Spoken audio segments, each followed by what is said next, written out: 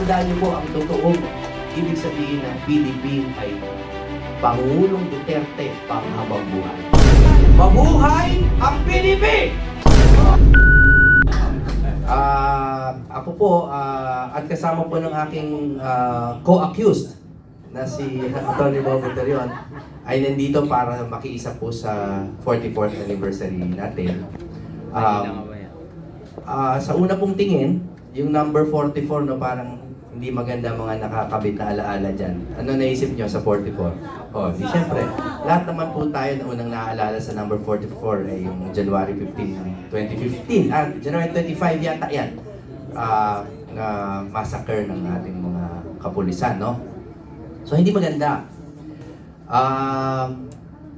May mga Chinese ba dito? Or may alam sa Chinese na belief, yung 44, pangit din. Death yan, double dead yan eh. Hindi nga isang death lang, kundi double dead. So, hindi maganda yung unang tingin.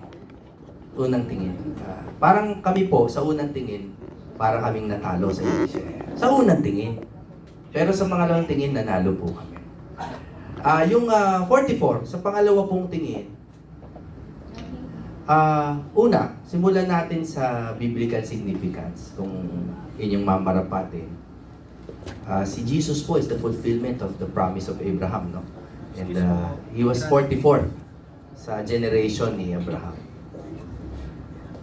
Also, yung 44 po, nakikinig po ba kayo? Baka inaantok na kayo sa akin. Kasi, sensya na, talagang galing lang po sa puso lahat ito. Meron po akong favorite na Bible verse, no, yung Mark 10:44. Sabi, anyone who wants to be first must be a slave to all. Tsaka sa numerology po, yung 44, ang ibig sabihin po niyan kasi, may mga nag-numerology ba siya? Yung numerology po, ang 44 is building. No? Master builder ang ibig sabihin niyan. Through strategic planning and growth. Actually po, ang pampaantok sa inyo, noong 44 BC, ay pinatay si Julius Caesar. At doon po nagbago ang politika. Wala po tayong gustong patayin, ha? Sinasabi ko lang po, pinatay po noong 44 BC ang isang leader at doon po nagsimula ang Roman Empire. Okay.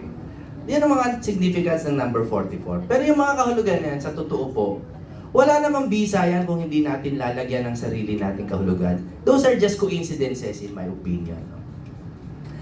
Ang number 44, ang pinipili kong simbolismo niyan ay growth. Kaya po ang sasabihin ko sa PDP ngayon is very specific. Habang I have your attention, and this is with the permission of Secretary Cusi, matagal na po akong nangungulit sa isang salita para sa PDP. Isang salita lang po na sana maalala ninyo. We have to focus on growth. Ang 44 po ay tungkol sa growth. Master builder, fulfillment of promise. Ang PDP po, ang nag-iisang partido na pwedeng ipagmalaki na presidente, ang chairman natin, ay ang nag-iisang Rodrigo Roa Duterte. Meron pa bang partido na makakapagsabi na miyembro nila o leader nila si Pangulong Duterte? Wala po. Wala po. Tayo lang po ang dinudumog ang ating mga chat box araw-araw. Sir Jimmy, paano po ba mag-member sa PDP? Paano kami sasali? Ang mga ibang partido po ay nagpo-focus na sa AI. Ang kulit-kulit ko na, pinagtatawanan na ako ng mga kaibigan ko sa kakulitan ko. Naka-AI na po sila sa recruitment, naka-AI na sila sa mga BMS, pati sa oath-taking. Naniniwala po ako na sa isang iglap po, pag pinagmalaki ng PDP, pag in-announce natin na pwede na ho kayong mag-member sa PDP online, sa isang linggo po, 1 milyon ang miyembro natin. Naniniwala po ako. Yung ibang partido po, pag nag-announce na online na kami, palagay ko po lalangawin yan. Dahil sa totoo po, ang Pilipino ngayon, lumuluhod na maging kadikit lang kahit papano si Pangulong Duterte. Pumupunta sa Hague, ayan na yung pader, kagano na lang, aakyatin na lang yung elevator, hindi pa pumahawakan ng dating Pangulo. Ayan, kami, 2 araw kami nakatunganga. Sana pagbigyan kami. Pero, alas and alak, hindi po talaga tayo pwedeng pumasok doon. Even as legal counsel, hindi pa rin kailangan accredited lawyer ka. Kaya po ang Pilipino, madikit lang po ng konti sa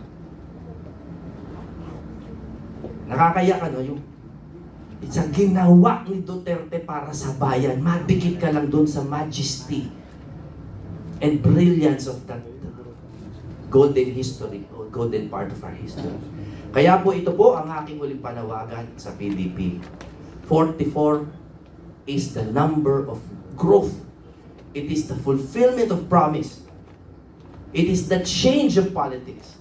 And the only way we can change is not to attract voters by 2028, but to attract voters now, to attract members now. And we have to be progressive. Tayo po, mag-AI na tayo. Gastosan natin kahit tayo bubukot, barya-barya, kahit papiso-piso lang po.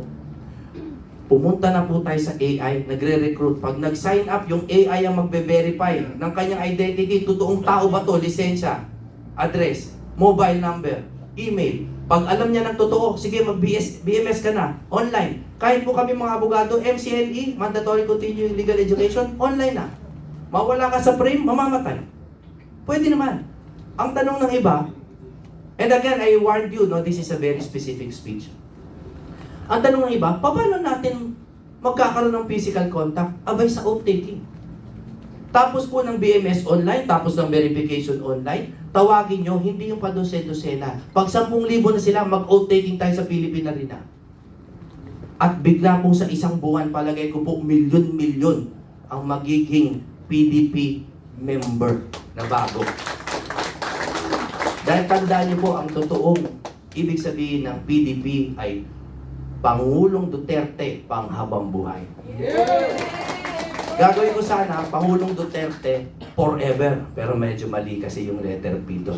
Kaya, Pangulong Duterte panghabang buhay. Mabuhay ang PDP!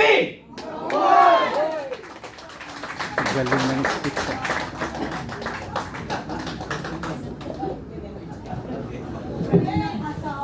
Di ba? Ganyan talaga.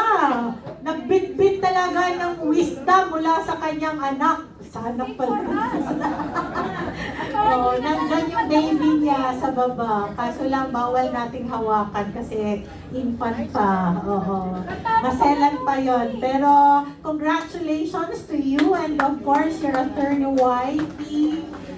Si Belle, thank you and congratulations to both of you. And we are looking forward to see you passionately fighting for correct and right legislations in the Senate. Alam namin mangyayari yan. Lahat ng nandito, iboboto natin si Attorney Jimmy. Lahat tayo dito, iboboto natin si Attorney dito, Toro. Tingnan niyo naman ng mga kandidato ng PDP, mga abogado, mga former, mga nagsilbi sa gobyerno ng mahabang panahon na walang kontrobersiya. Yan ang pinaka-ano. Yan ang hanap natin, di ba?